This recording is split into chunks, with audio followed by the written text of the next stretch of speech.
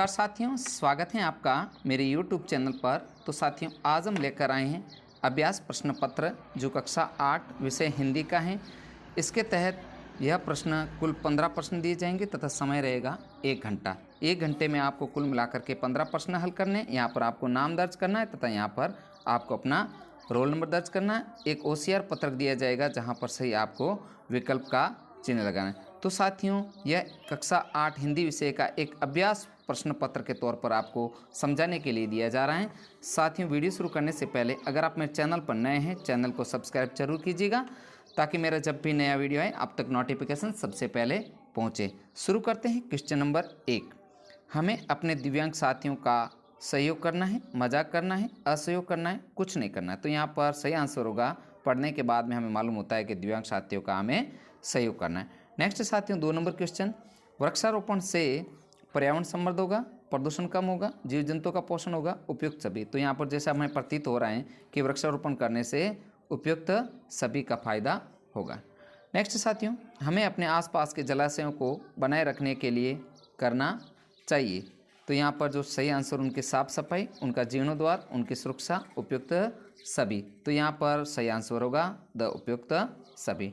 Next साथियों, 4 number question, मैं रहता हूँ रिक्त स्थान में आएगा गांव गांव गांव कोई नहीं। तो यहाँ पर जो सही वर्ड होगा ब शुद्ध वर्ड होगा, गांव आएगा। राइट आंसर ब आपको करना है। नेक्स्ट साथियों, नीचे लिखे शब्दों में शुद्ध शब्द हैं। तो यहाँ पर शब्द दे रखे हैं बंदर, बंदर, बदर, कोई नहीं। तो यहाँ पर राइट आंसर होगा अ बंदर। नेक्स्ट है 6 नंबर क्वेश्चन, गंदगी, बीमारियों के फैलने का डर रहता है। तो यहाँ पर राइट आंसर होगा के, पर, से, कोई नहीं। तो यहाँ पर जो सही शब्द होगा से, गंदगी से बीमारियों के फैलने का डर रहता है। नेक्स्ट है 7 नंबर क्वेश्चन, माता पिता दोनों घूमने गए थे। तो यहाँ पर और शब्द का प्रयोग करना है, माता और पिता दोनों घूमने गए। रिक्त स्थान में ये शब्द आएगा। नेक्स्ट है 8 नंबर क्वेश्चन, चक्री, ताल, गाय, शब्दों में शब्दकोश में देखने पर शब्दों का क्रम क्या होगा। तो यहाँ पर गाय, चक्री तथा ताल शब्दकोश के अंदर यह क्रम होगा। नेक्स्ट है 9 नंबर क्वेश्चन, चित्र बनाने का कार्य करने वाले को चित्रकार कहते हैं, तो मूर्ति बनाने वाले को कहा जाएगा। तो यहाँ पर सही आंसर होगा मूर्ति बनाने वाले को, जैसा सीधा प्रतीक होता है, मूर्तिकार कहा जाएगा। 10 नंबर क्वेश्चन, तुम, तो यहाँ पर रिक्त स्थान भरने हैं आपको। तुमने मीराबाई का नाम सुना होगा, वह कृष्ण भक्ति में लीन रहती थी। तो यहाँ पर सही आंसर होगा वह आपको यहाँ पर इन रिक्त स्थानों में पढ़ना है। नेक्स्ट है, नीचे दिए गए गद्यांश को पढ़िए और प्रश्नों के उत्तर दीजिए। तो साथियों, यहाँ पर एक गद्यांश दे रखा है, इनको आपको अच्छे से पढ़ना है। पढ़ करके जो नीचे क्वेश्चन दे रखे हैं उनके प्रश्नों के उत्तर करने हैं। तो यहाँ पर हम गद्यांश को अच्छे से पढ़ लेते हैं।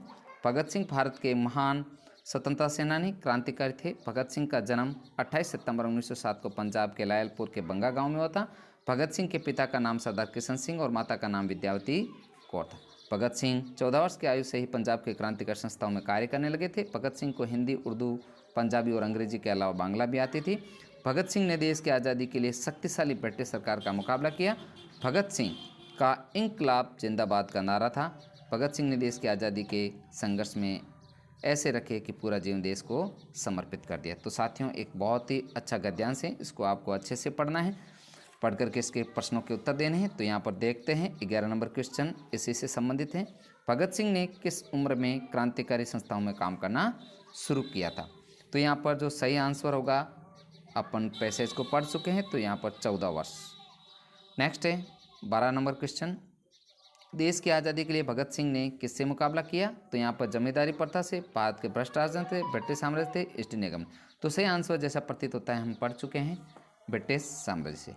नेक्स्ट है 13 नंबर क्वेश्चन, भगत सिंह के जीवन से हमें क्या प्रेरणा मिलती है। तो यहाँ पर भगत सिंह के जीवन से हमें देश के लिए अपने प्राणों तक की आहुति दे देने की प्रेरणा मिलती है। नीचे दी गई कहानी को पढ़ें और दिए गए प्रश्नों के उत्तर दें। तो यहाँ पर एक कहानी दे रखी है, उसको आपको अच्छे से पढ़ना है और नीचे दिए गए प्रश्नों के उत्तर देना है। तो यहाँ पर कहानी को अपन पढ़ लेते हैं। एक जंगल में बरगद का पेड़ था। उस पेड़ के ऊपर एक चील घोंसला बना कर रहते थे। उसने अंडे दे रखे थे। उसी पेड़ के नीचे एक जंगली मुर्गी ने भी अंडे दे रखे थे। एक दिन चील के अंडों में से एक अंडा नीचे गिरा और मुर्गी के अंडों से जाकर मिल गया। समय बीता, अंडा फूटा, चील का बच्चा उस अंडे से निकला और वह सोचने लगा बड़ा हुआ कि वह एक मुर्गी है। वो मुर्गी के बाकी बच्चों के साथ बड़ा हुआ। वह उन्हीं कामों को करता जिन्हें मुर्गी करती। वो मुर्गी की तरह कुड़कुड़ाता, ज़मीन खोद कर दाने चुगता और उतना ही ऊंचा उड़ पाता जितना एक मुर्गी उड़ती। एक दिन उसने आसमान में एक चील को उड़ते देखा जो बड़ी शान से उड़ रहा था। उसने अपनी मुर्गी माँ से पूछा, उस चिड़िया का क्या नाम जो इतना बड़ी शान से उड़ रहा है?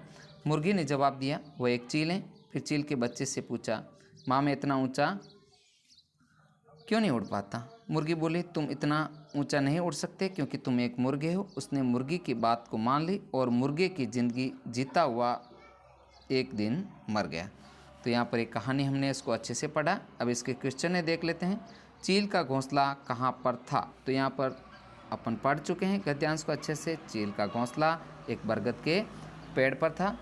चील का अंडा किसके अंडों से जाकर मिल गया? तो राइट आंसर है, हम पढ़ चुके हैं, मुर्गी के अंडों से। यह अनुच्छेद हमें के बारे में जानकारी देने के लिए लिखा गया। तो यहाँ पर यह प्रश्न एक गलत छप गया है।